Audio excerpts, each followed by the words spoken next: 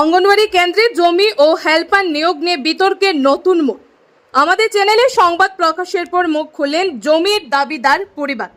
উত্তর ত্রিপুরা জেলার কাঞ্চনপুর মহকুমার অন্তর্গত দসদা উত্তর লক্ষ্মীপুর এডিসি ভিলেজের ৫ নং ওয়ার্ডের একটি অঙ্গনওয়াড়ি কেন্দ্রকে ঘিরে দীর্ঘদিনের বিরোধ নতুন করে আলোচনার কেন্দ্রবিন্দুতে উঠে এসেছে। গত ২৯ মে আমাদের চ্যানেলে সংবাদটি প্রকাশিত হওয়ার পর এলাকা জুড়ে ব্যাপক চাঞ্চল্যের সৃষ্টি হয়। এরপরেই সংবাদ মাধ্যমের সামনে এসে নিজেদের অবস্থান স্পষ্ট করেন বীরেন্দ্রনাথ এবং পরিবারের পুত্রবধূ শম্পা নাথ। তাদের অভিযোগ, প্রায় ২৫ থেকে ২৬ বছর পূর্বে এলাকায় অঙ্গনওয়াড়ি কেন্দ্র স্থাপনের সময় উপযুক্ত জায়গার প্রয়োজন হলে তারা তাদের নামজারি করা জমির একটি অংশ অঙ্গনওয়াড়ি কেন্দ্র নির্মাণের জন্য দেন। সেই সময় তাদের পরিবারের সদস্য কমলা নাথকে কেন্দ্রের হেল্পার হিসেবে দায়িত্ব দেওয়া হয়।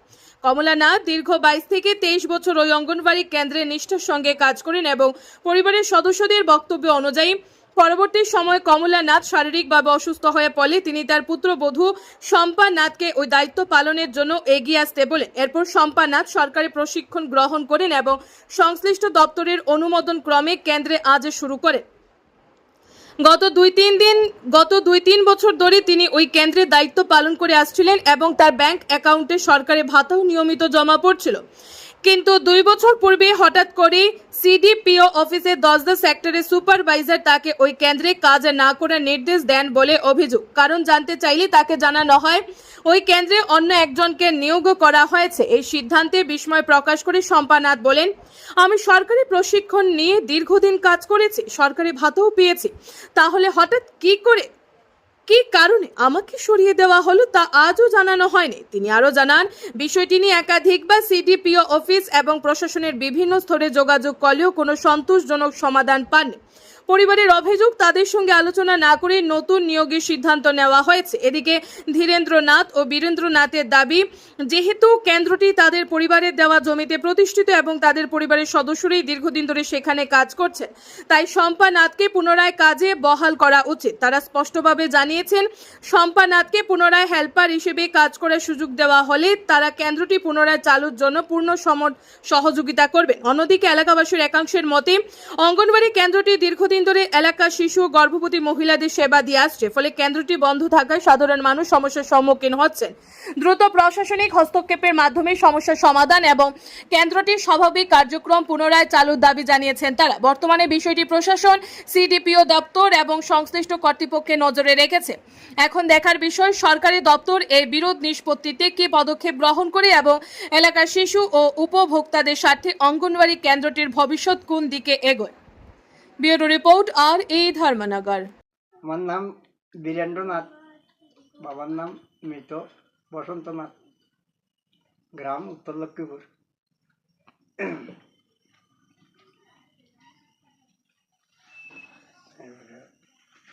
নতুন থাকার সময়ে আমরা অঙ্গনওয়াড়ি সেন্টার একটা যাওয়া হয়েছে 2001-এ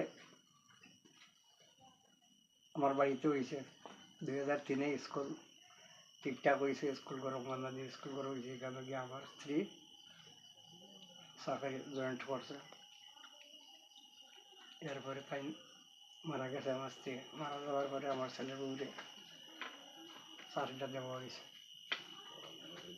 দেওয়ার পরে আর কিছুদিন পরে আরও হঠাৎ করে বিজেপি সরকার যখন আইল, তারা কইল যে না, তুমি এখন বাতিল, তখন আমরা মানুষ ঢুকাই স্কুল বলে আমরা জায়গা দিলাম, আর ওখানে আইয়া আপনারা আইয়া আর ওখানে ঢুকাই দেবেন।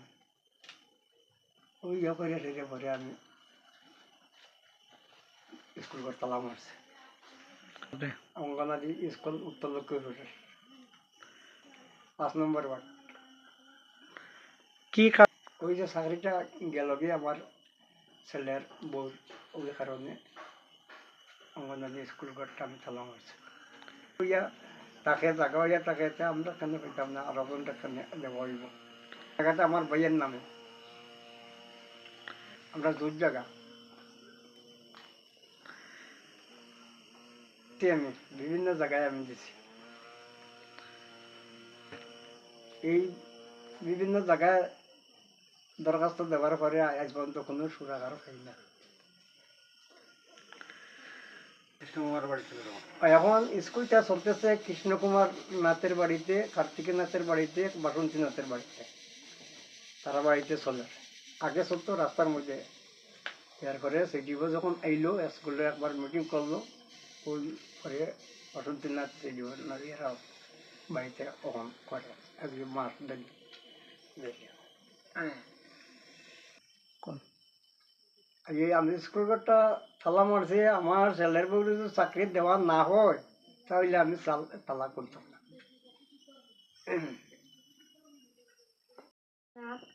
বাসা দশদা উত্তর লক্ষ্মীপুর।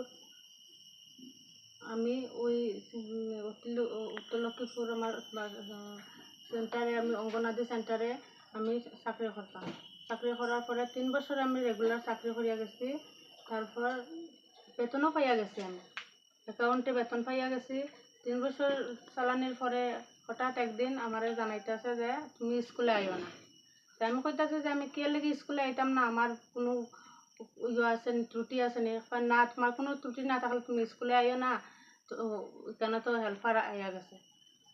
তো আমি কইতাছি কে লাগে যে আমি তো আমার এখানে ফর্সার জায়গা আছে, এই জায়গাটার মালিক আমার কুড়া শ্বশুর আসেন, তো তাইলে আমি কে লেগে স্কুলে আইতে পারতাম না।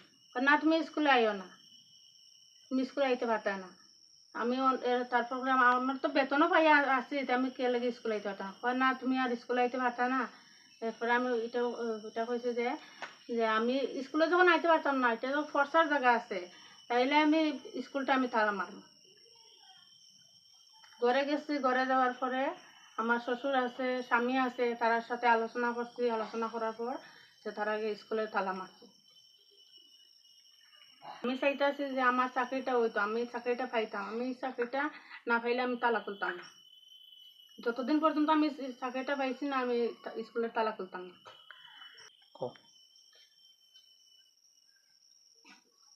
যে জানাইছি, জানানোর পরে সব কাগজপত্র অনেক জায়গায় দপ্তর কাগজপত্র। আমার নাম সম্পারানী নাথ, বাসা দশদা উত্তর লক্ষ্মীপুর। আমি যখন অঙ্গনাদি সেন্টারে প্রথম জয়েন করছি, জয়েন করার পর প্রায় ভালোই চলছিল। তারপর হঠাৎ একদিন আমার হইতেছে যে তুমি স্কুলে আর যাইও না, স্কুলে অলরেডি হেল্পার ঢুকে গেছে। তারপর আমি তার সাথে যোগাযোগ করলাম, সিডিপি সবার সাথে যোগাযোগ করলাম যে আমার যে 3টা বাচ্চা আছে, আমি তারা কেমনি সংসার চালাইতাম। আমার স্বামী আছে, শ্বশুর আছে, তারাও নিরুপায়। আমার শ্বশুর তোমার চোখে দেখতে পায় না, অসুস্থ, প্লাস আমার স্বামীও কোনো কাজকর্ম নাই, বেকার। তাহলে আমরা কীভাবে আমি সংসার চালাইম? আমার একটা একটু উপায় অর্জনা করে দিয়ে আমার হলাম। আমি মুখ্যমন্ত্রীর কাছে আবেদন করতেছি যে এই স্কুলটা যাতে আমি আবার পাই, আমারে একটু দেখা দেন। আমি সবার কাছে অনুরোধ করতেছি। নমস্কার। যাওয়ার পর সিডিওর সাথে আমরা আলোচনা করছি। আলোচনা করার পরে তারা জানাইছে যে ঠিক আছে, আমরা আপনার চাকরিটার লাগে চিন্তাধারা করবো। তো চিন্তাধারা করার পর কর্ম হইয়া হইতেছে যে আমরা তালাটা খুলিয়া দিতাম। বলছে না, আমরা তালা এখন খুলতাম না, যখন আমার চাকরিটা হইব তখন গিয়ে আমি তালা খুলিয়া দিই। তাহলে আমি আর তালা খুলতাম না। বসন্তনাথ, বাবার নাম বসন্তনাথ, গ্রাম উত্তর লক্ষ্মীপুর, ওয়ার্ড নম্বর 5।